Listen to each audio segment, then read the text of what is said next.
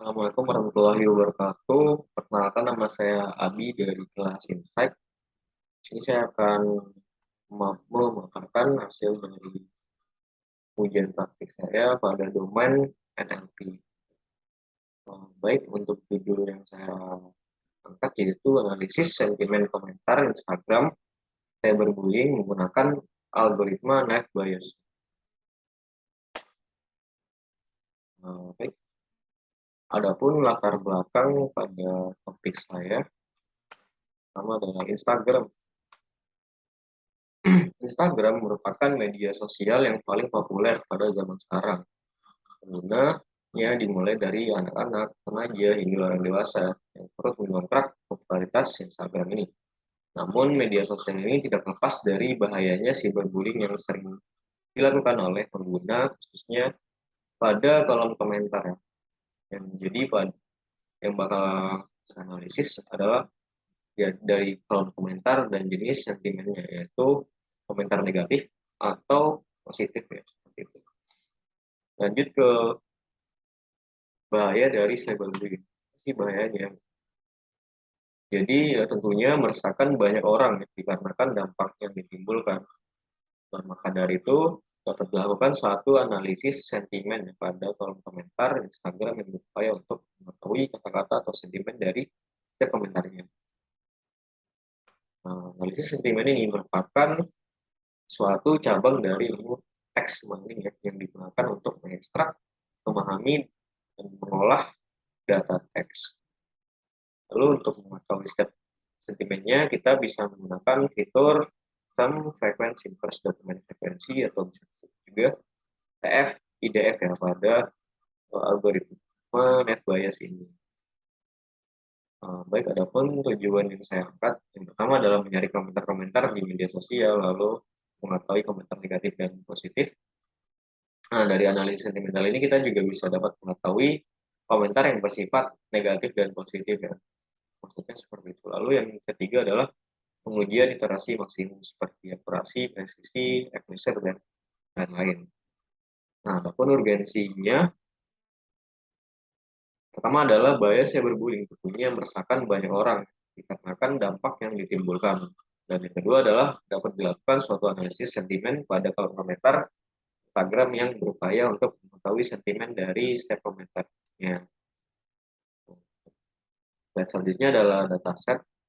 Di sini saya menggunakan dataset komentar Instagram cyberbullying pada referensi yang telah diberikan, yaitu Indonesia dataset master ya.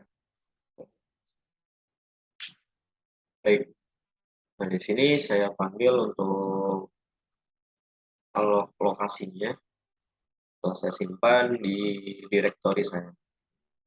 Baik, mungkin untuk pada pre-processing saya akan jelaskan pada file Jupyter Notebook yang telah dibuat.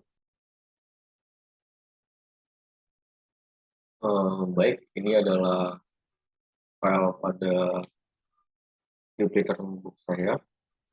Sini mula-mula kita import string ya untuk mengolah kata, lalu di sini ada scalar line, import line, dan pandas, navi, dan xdbus. Di sini saya panggil alokasi dataset pada directory saya. Kemudian ada data head, yang mana data head ini berguna untuk mengecek 5 baris paling teratas ya dari dataset yang berisikan sentimen dan Instagram comment text seperti ini. Baik, lanjut ke pre-processing data. Di sini ada cache folding. Baik, untuk penutannya yaitu ada tadi cache folding, dan opening, filtering, stemming, dan analyzing yang terakhir itu. Baik, untuk cache folding sendiri adalah membuat huruf menjadi kecil semua ya. Jadi contohnya pada Microsoft Excel itu kita bisa menggunakan rumus lower. Contohnya seperti itu. Nah, di sini dia bakal ini pada data CSV tadi yang keluar ini menjadikan huruf kecil semua pada proses cache folding. Nah, lalu ke proses tokenizing, di mana proses tokenizing ini adalah membuat setiap kata menjadi berurutan menjadi satu kalimat ya. Yang menolak dari satu kalimat. Contohnya, di sini ada beberapa kata yang awal mulanya sambung yang menjadi terpisah per komanya seperti ini. Karena sebagian besar rakyat seperti itu. Lanjut ke proses filtering. Nah, untuk proses filtering di sini adalah menghilangkan stop word ya, atau kata-kata yang tidak bermanfaat dan menyimpan kata-kata yang bermanfaat. Contohnya itu di sini ada dia bakal contoh itu membiarkan, nah, ini bakal dihilangkan. Jadi hanya misalkan kata biarkan. Oke, seperti itu untuk proses filtering. Untuk codingannya ya di sini kita memanggil Instagram comment tag sebagai variabel yang akan dirubah. Kemudian data head adalah tadi memanggil 5 baris teratas. Selanjutnya adalah proses stemming. Stemming di sini mengubah satu kata menjadi kata dasarnya. Contohnya itu juga menghilangkan imbuhan. Nah, di sini kita menggunakan library yang terkenal yaitu ada library sastrawi. Di sini untuk prosesnya lumayan lama karena dia bakal mengubah kata ya jadi kata dasar. Jadi karena dia apabila semakin bersih itu datanya pada stemming, nah maka semakin bagus pula hasilnya seperti itu. Jadi bakal membersihkan kata-kata yang tidak penting, menggunakan kata yang buat ya, seperti itu. Lalu, nah di sini adalah proses defaultnya lagi ya, yang mana sentimen ini merupakan kategori ya seperti negatif dan positif tadi. Lalu untuk Instagram comment text ini berupa variabel data string yang kita analisis. Nah, lalu untuk proses selanjutnya adalah proses term tadi yaitu TF-IDF, yang mana TF-IDF ini digunakan untuk membobotin suatu kata gitu ya. Karena semakin banyak kata di dalam suatu dokumen, maka artinya semakin tinggi nilai bobotnya. Untuk kata-kata yang berulang gitu, dia bakal semakin tinggi nilai bobot itu sendiri. Nah, di sini karena bobotnya tinggi mungkin atau karena kebanyakan juga makanya tidak dimunculin ya. Nah, lalu untuk proses processing selanjutnya adalah splitting data, yang mana splitting data di sini memisahkan antara data training dan data testing. Kita di sini menggunakan split 80-20, di mana untuk data testingnya atau data training di sini sebesar 80%, karena kita mencoba untuk data uji cobanya sebesar 20% saja. Nah, kenapa? Karena itu lebih ke dominan ya, dominan uji data trainingnya. Nah, di sini ada random state. Kenapa kita menggunakan random state? Karena pada dataset itu kan dia secara berurutan ya tadi untuk nilai negatifnya di atas, lalu untuk nilai positifnya di bawah.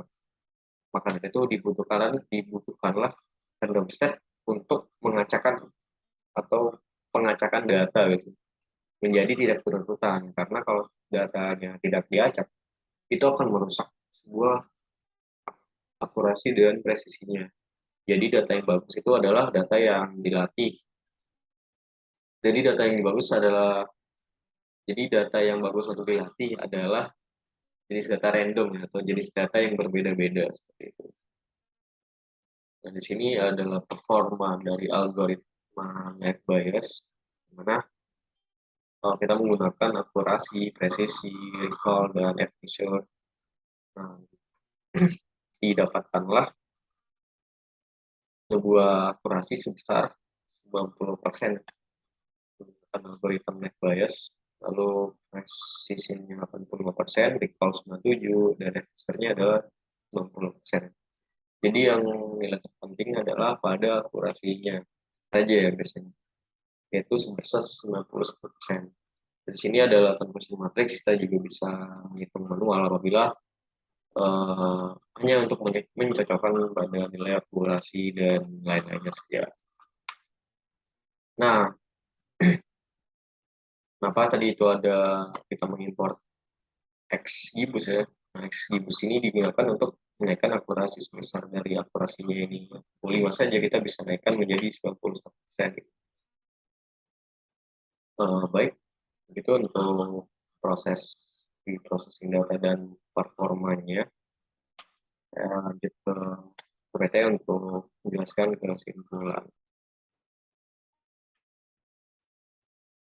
Baik, ini adalah beberapa screenshot dari step by step processing data, model, lalu performa.